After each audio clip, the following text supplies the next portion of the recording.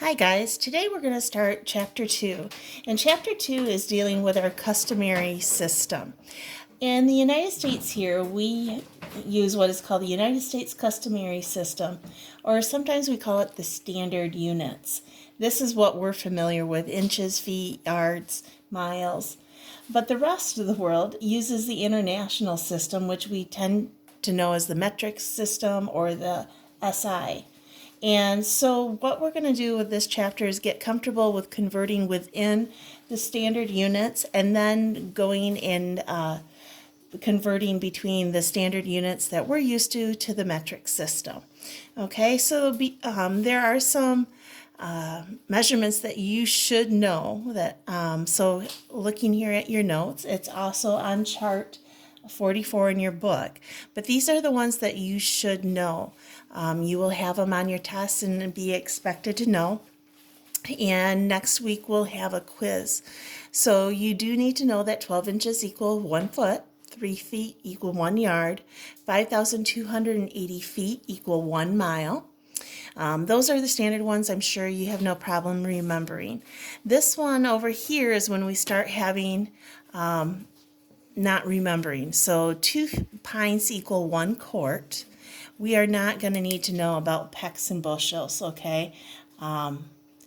We don't tend to use those often, but we do need to know 16 ounces equal 1 pound, 2,000 pounds equal a ton. Okay, and then these are standard ones that you should know for baking. It'll make life easier for you. 3 teaspoons equal 1 tablespoon. 2 tablespoons equal 1 ounce. 8 ounces equal 1 cup. 2 cups equal 1 pint. 2 pints equal 1 quart, and 4 quarts equal a gallon. So these that are right here on this notes here, you're going to need to know for your quiz next week. So work at memorizing those so you don't forget them. Okay, so when we work with converting between these different units, we have what is known as the conversion factor. And the conversion factor is simply a number that we use to multiply or divide between a quantity so that we can get it to a different unit. So if I am going from inches to foot, I know I need 12 inches. So 12 would be my conversion factor. If I'm going from feet to yards, I know that 3 feet equal 1 yard, so my conversion factor would be a 3. Now, how do I know whether I should multiply or divide? Okay, and that depends on what we are doing here with our problems. So here is a little helpful hint. To convert between units, you need to know first what the conversion factor is, and are my units getting smaller or bigger? Okay, so am I going from inches to feet? That would be going from small to something big. Or am I going from a mile down to a feet? I'm going from something really big to something small. So when I convert from something going smaller to larger, I'm going to divide, okay? Because I am taking those many small, tiny units and putting it into one larger thing. So that means I have to divide by my conversion factor. If I am going from a large unit to a small unit, I'm now taking that really big thing and I have to break it down into tiny little things. And so to do that, I have to multiply. So that can help you as you work with it. So if we think about it, if I've got an example down here at the bottom of your notes. If I'm converting 5 yards to inches, okay, first of all, ask ourselves, am I going from small to large or large to small? And here in this case, I am going from yards to inches, so I'm going from big to small. So looking at my notes up above here, it said going from large to small, I am going to go ahead and multiply. So I'm going to take that 5 yards and I'm going to multiply it by what? What do I know about inches and yards? Well, I know there's 36 inches in 1 yard. So then I would go ahead and multiply this out. 5 times 6 is 30, carry it. 15 plus 3 is 80. So I get 180 inches, which are in 5 yards.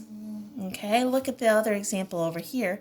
I've got 17,160 feet, and I'm going to miles.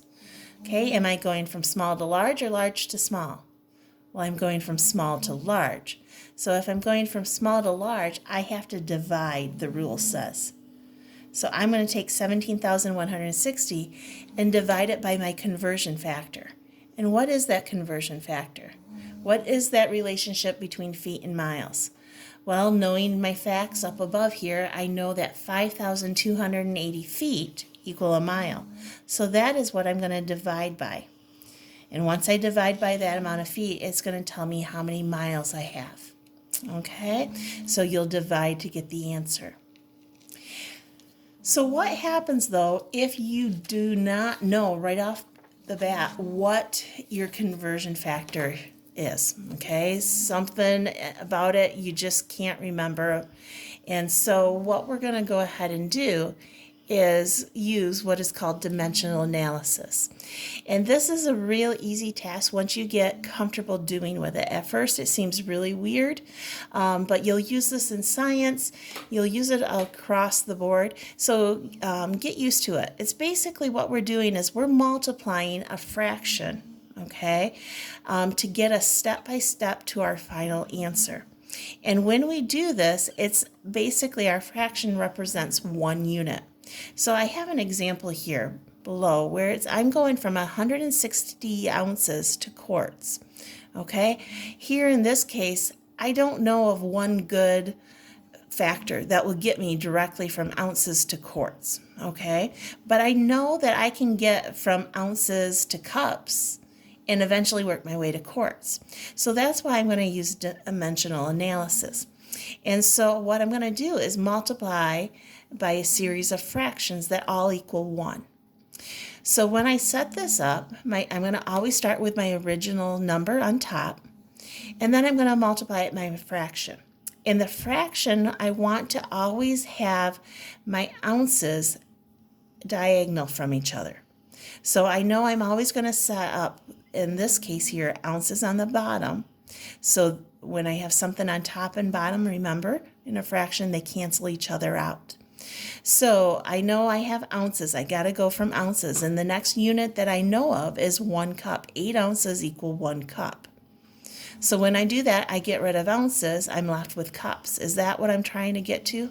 No, I'm trying to get to quarts. So I know I need to multiply by another fraction, a conversion fraction. So I'm going to set my fraction up with cups in the bottom again because I need my cups to cancel out. And what do I know about cups in the next thing? Well, I know 2 cups equal a pint. So cups cancel out. I'm left with pints. Am I there yet? Nope, I'm almost there. So I'm going to multiply by one more fraction. And this fraction is going to have pints in the bottom so that they can cancel. They're on a diagonal, so they cancel out. And I know from memorizing what we did at the beginning here, I know that 2 pints equal 1 quart. I am finally to the unit that I want. Now, remember, when we multiply fractions, I always go straight across the numerator, and then I multiply by the denominator too. So in this case, I've got 160 times 1 times 1 times 1. So my answer is 160. Then along my bottom, I could put a 1 under here because we know below any whole number there's always 1. But I'm going to be lazy and not write it. So I know there's a 1 though. And I'm going to go 1 times 8 times 2 times 2, which gives me 32. Okay, now the last step is to simplify it. I'm going to go ahead and take the numerator and divide it by the denominator, and I get 5. And I know I'm at quarts because all my other units have canceled out, and I'm left with quarts. So let's do a couple examples here. Okay, and so we're going to want to use the chart on page 44 because right off the bat, I don't know about rods to miles. It's not a measurement that we use a lot, rods. So looking on the chart 44, I see that 320 rods equal 1 mile. Okay, so using dimensional analysis, I'm going to put my original number in. Okay, and I know that I'm going to multiply by fractions, and in the bottom I have to have rods.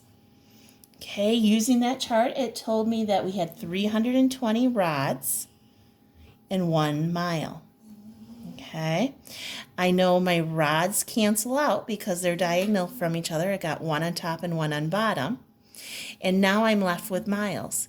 Is that what I'm trying to work to? Yeah. And so now all I'm going to do is simply take 408, multiply across my fraction, and multiply my denominator. I get 320. And so now I'm going to go ahead and divide that out. 408 divided by 320. I do not have my calculator on me right away. And so 408 divided by 320 will give you your answer. And it's going to be in miles here. Okay, so the next example we're going to do below here is, actually, the answer, once I divide it out here, quick get it for you so we can finish the problem, is 1.275 miles. Okay, so hopefully as you're doing this problem with, you were able to get that total. Okay, let's do this last example over here. We've got 42 bushels to quarts. Okay, so once again, I'm going to start with 42 bushels, and I'm going to multiply it by my conversion factor, my fraction here. And I know I have to have bushels in the bottom so they can cancel out. Okay, let's go to our chart and figure out what I know about bushels. Well, looking at my chart, I know that 1 bushel equals 4 pecks. Okay, that doesn't help me because I'm not getting to my quarts. So I know I need to multiply it by another fraction. So I know I need to have pecks down here. Now looking back at my chart on 44, what do I know? Well, it says that 1 peck equals 8 quarts. Okay, my pecks cancel out, leaves me my quarts. Is that what I'm looking for? Yes, it is. So now my step here is to multiply all the way across. So I have 42 times 4 times 8. And when I go ahead and multiply those together here, let's see. Okay, 42 times 4, I don't have my calculator with me here. We go 42 times 4, I get 8, 168. Now multiply it by 8. 8 times 8 is 64. 6 times 8 is 48. And I get 54. 8 plus 5 is 13. So I end up with 1,344 quarts that I find in 42 bushels. Okay, now dimensional analysis is really nice because you don't have to stop and consider, am I multiplying or dividing? My units actually tell me where I need to put everything. So I don't have to guess whether I should multiply that or divide it. As long as I make sure that I put my units on a diagonal, top and bottom, so they cancel out, then it will work out for you. Okay, guys, that's it for the lesson today. We're going to go ahead and we're going to work at doing this dimensional analysis and converting between units. If you have any questions, step into my room. Have a great day.